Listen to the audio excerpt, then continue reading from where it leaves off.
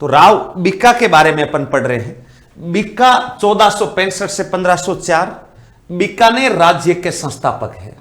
बीकानेर आप अच्छे से जानते हैं कि बीका किस वंश से बिलोंग करते हैं। राठौड़ राजवंश से बिलोंग करते हैं। राव जोधाजी के बेटे हैं। राठौड़ों का मुख्य राज्य जोधपुर है, जिसे आप मारवाड़ कहते हो। हालांकि जोधपुर 1459 में जोधाजी ने बनाया था। उससे पहले राठौड़ों के राजा आए थे, उन्होंने अपनी राजधानी मंडोर रखी। कभी खेड़ बालोतरा वाली साइड में शासन किया। बिट्ठू पाली राव सिंहाजी के काल में मुख्य केंद्र रहा था। तो राठौड़ राजाओं का जो मुख्य गढ़ केंद्र माना गया है वो जोधपुर माना गया है। ठीक है। जोधाजी की एक रानी थी जिसका नाम था नौरंगदे। राव जोधा जो कि जोधपुर के राजा हैं, इनकी एक रानी थी जिनका नाम था नौरंगदे। नौरंगदे सांकला वंश की कोई रानी थी। और नौरंगदे और जोधाजी के दो बेटे थे। एक का नाम था बिक्का, एक का नाम था बिद्दा। एक का नाम बिक्का और एक का नाम बेदा। वैसे राव जोधा के कुल कितने पुत्र थे? 5 पुत्र थे। तो उनमें से बिक्का और बिद्दा नौरंगदा नाम की जो रानी थी उनके बेटे थे। लेकिन बिक्का अपने पिता से अलग होकर अपना नया राज्य बना लेते हैं। ऐसी कौन सी नौबत आ गई जहां पर पिता अपने जो पुत्र है वो अपने पिता से अलग हो रहा है। अपने नॉर्मली समाज के अंदर देखते हैं कि यार बाप बेटा अलग कैसे हो सकते हैं, हो ही जाते हैं कभी कभार, कोई बात ऐसी हो जाती है। तो वैसे जोधाजी के बाद बिक्का जोधपुर के उत्तराधिकारी होते, लेकिन तरह तरह की कहानियां चलती है, तरह तरह की बातें चलती है। उनमें कहते हैं कि जोधाजी जो है एक बार इनका दरबार वगैरह लगा हुआ था और बिक्का वगैरह उस दरबार के अंदर टाइम पर पहुंचे नहीं थे और टाइम से नहीं पहुंच करके काफी देरी से इधर उधर आए और आकर के भी बातचीत आपस में कर रहे थे। तब जोधाजी को वैसे भी थोड़ा बहुत बुरा लगा हुआ था और जोधाजी ने कह दिया कि इतनी भी क्या इमरजेंसी बात है, इतने भी क्या इमरजेंसी काम है कि दरबार का टाइम कुछ है, बंदा कभी भी दरबार के अंदर आ रहा है, आने के बाद भी इतनी सीरियसनेस नहीं दिखा रहा है, बातें तो ऐसे कर रहे हैं जैसे कोई खुद का नया राज्य बनाएंगे। और इस टाइप की जब बातें हुई तब राव बिक्का को ये बात दिल पे लग जाती है। और थोड़ा सा जोधाजी ने भी स्ट्रिक्टली बोला ही होगा क्योंकि आदमी थोड़ा सा लेट वगैरह आए। इतने बड़ा आदमी जो कि जोधपुर राज्य का मालिक है, स्वाभाविक सी बात है उसके सामने अगर बेटे परिवार का कोई बंदा लेट आता थोड़ा सा गुस्सा आ ही जाता। और अपने राजस्थान के अंदर तो वैसे भी जो पिता होता उनको स्ट्रिक्टली होता ही होता है। उस समय के पिता तो अलग ही टाइप के पिता हुआ करते थे। आजकल तो फिर भी पिता बेटे को गले लगाता है, गोद लेता है, लेकिन पहले प्रेम तो करता था पिता, लेकिन थोड़ा यूं स्ट्रिक्ट टाइप का प्रेम हुआ करता था। पिता को देखने के बाद बेटा देख करके साइड में, पिता घर में आते तो बेटा बाहर, बेटा आते तो पिता बाहर, थोड़ा सा यूं एक टाइप से खौफनाक माहौल हुआ करता था पिता वाला। तो जोधाजी ने कुछ भला बुरा कहा होगा और कहते हैं कि वो बात बिक्का के दिल पर लगी और उसी दिन बिक्का वहां से निकल जाते हैं। एक बिक्का का चाचा था राव कांदल, इनके जोधाजी के भाई हुआ करते थे जिनका नाम था कांदल। इनके भाई हुआ करते थे राव कांदल। चाचा और भतीजा आपके बिक्का भतीजा, कांदल चाचा, क्योंकि जोधा के भाई है कांदल, तो सीधी सी बात है कांदल और बिक्का चाचा भतीजा लगेंगे। और चाचा भतीजा की जोड़ी वैसे भी अपने राजस्थान में सुपर डुपर हिट है। अपने तो गीत बने हुए हैं कि क्यों भाई चाचा क्यों भाई भतीजा, बुरे काम का बुरा नतीजा। और उसी समय राव कांदल जो है उनके साथ राव बिक्का बिद्दा निकल जाते हैं और कहते हैं कि पापा इतनी भी क्या सीरियस बात हो गई और हो गए लेट हो गए कोई बात नहीं, लेकिन आप इतना बड़ा व्यंग्य कैसे कर सकते हो कि बातें तो ऐसे कर रहे हैं, या इतना कोई अर्जेंट काम होगा कि नया राज्य बनाएंगे, अब नहीं भी बनाएंगे तो आप वाले में तो नहीं रहेंगे। और कहते हैं कि बिक्का वहां से निकल जाते हैं और बिक्का इधर से निकल करके सीधा जांगल प्रदेश, जिसको वर्तमान में आप बीकानेर कहते हो, जांगल प्रदेश की तरफ आते हैं।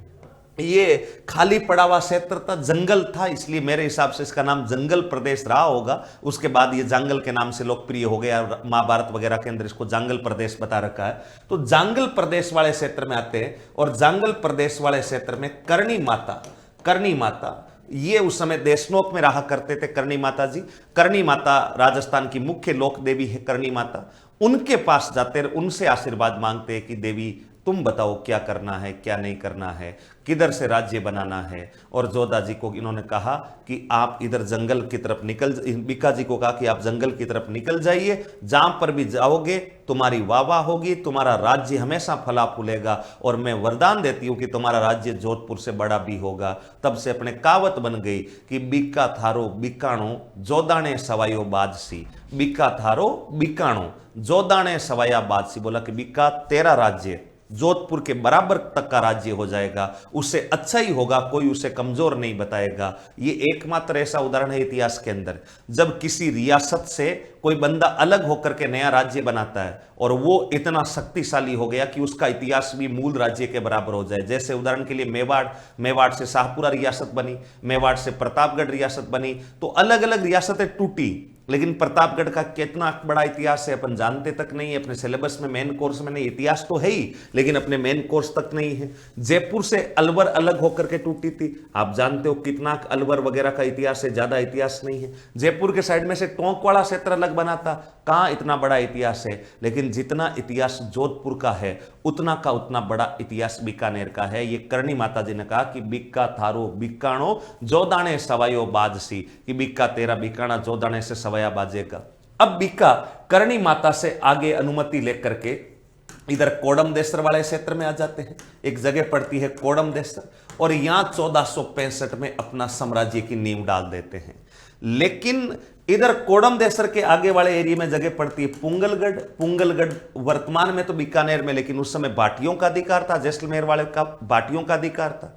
और जैसलमेर वाले बाटी, पुराना राजवंश है बाटी राजवंश, बीकानेर वाले तो बाद में आए हैं, तो जैसलमेर वाले तो 1155 के आसपास से शासन शुरू कर देते हैं। जैसल बाटी ने किला बना दिया था 1155 में, तो बाटियों ने इन राठौड़ों को डेडलाइन दी, नहीं खाली ये कोडम देसर वाला एरिया हमारा एरिया है, यहां तुम अपनी कोई राजधानी नहीं बना सकते। और जब बाटियों ने यार धमकी दी तो बीका को लगा कि अभी तो अपन नए आए हैं, पिता से अलग होकर के आए हैं और बाटियों से इस समय लड़ना भी ठीक नहीं है, इसलिए बीका एक बार के लिए नींव तो डालता है, कोडम देसर को राजधानी भी बनाता है, यहां एक दो मंदिर भी बनवाते हैं, लेकिन बाद में बाटियों के विरोध के बाद में बीका को यहां से आगे की तरफ बढ़ने लगा।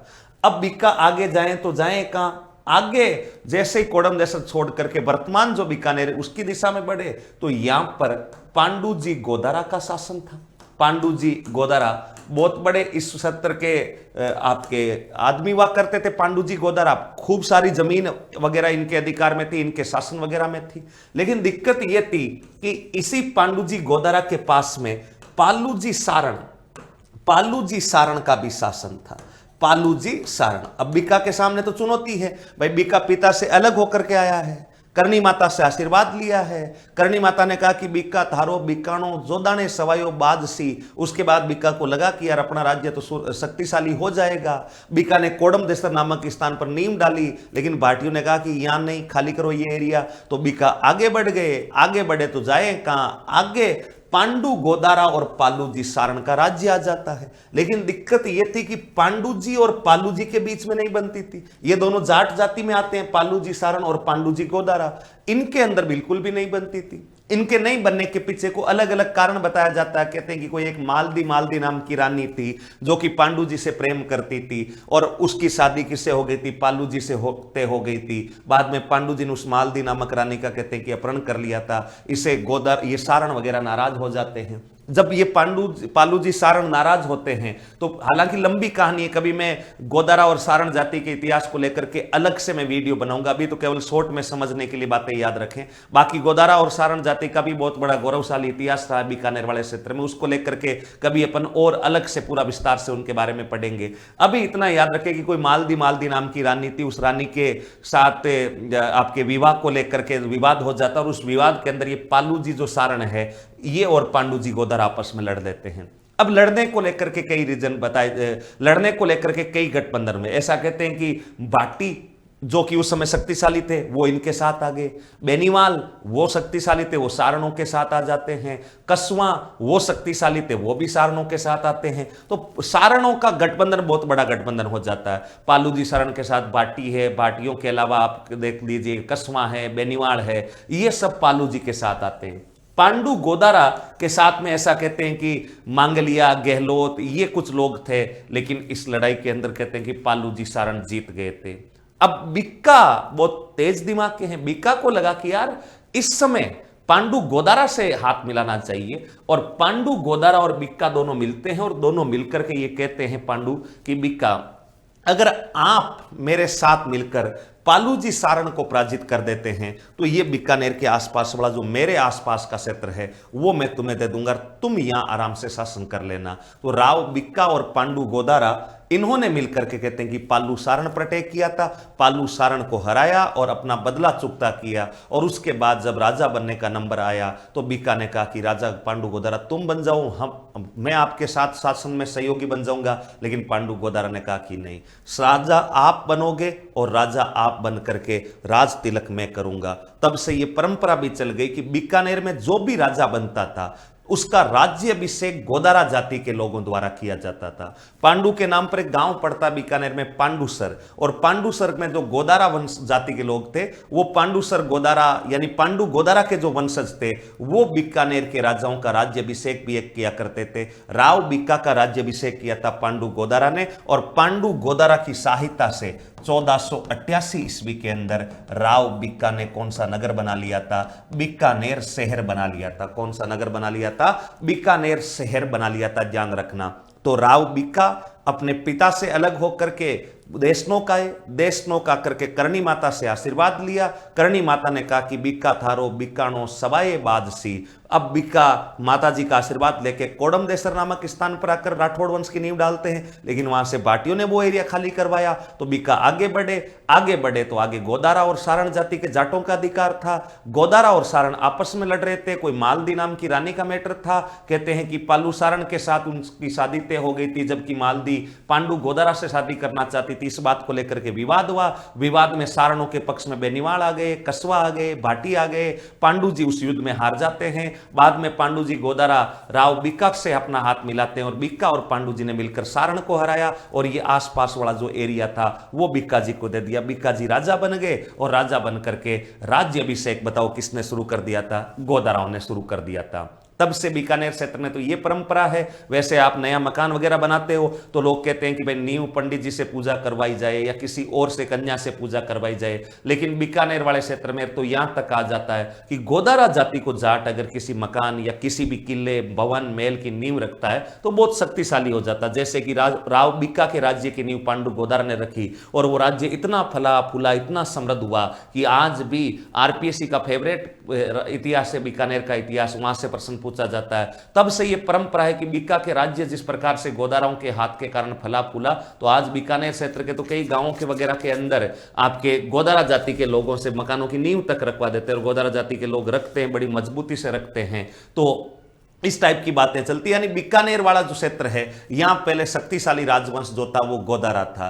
बाद में गोदाराओं का सहयोग किया था गहलोत, गुहिल इत्यादि। तब से कहावत भी बन गई है, अपने गले के अंदर कंठों में अगर दर्द हो रहा है तो फिर अपने यूं कहा जाता कि गोदारा मांग लिया गहलोत भाई भाई, गोदारा गहलोत मांग लिया भाई भाई, पानी में नमक गले जूं गड़गंटा गड़ जाई। इस टाइप की कहावतें चलती है। यानी कहां अगर कंठ दर्द हो रहे हैं और कंठ दर्द हो रहे हैं तो कहते हैं कि गोदारा जाति के लोगों के पास उसका इलाज है। वो कहावत बोलते हैं, यूं कंठों में दर्द होता है तो बोलते हैं कि गोदारा गहलोत मांग लिया भाई भाई, पानी में लूण गड़े जूं गड़गंटा गड़ जाई। यानी गड़गंटों का, कंठों के दर्द का इलाज वगैरह भी हो जाता है। तो गोदारा गहलोत ये सब इकट्ठे होकर के लड़ रहे थे, इधर बेनीवाल कसवा वगैरह लड़ रहे थे। हालांकि बहुत लंबा विषय है ये, इन पर कभी और बात करेंगे। अभी इतना ही ध्यान रखना है कि बीका ने पांडु गोदारा की सहायता से बीकानेर साम्राज्य की बताओ क्या रखी थी? नींव रखी थी।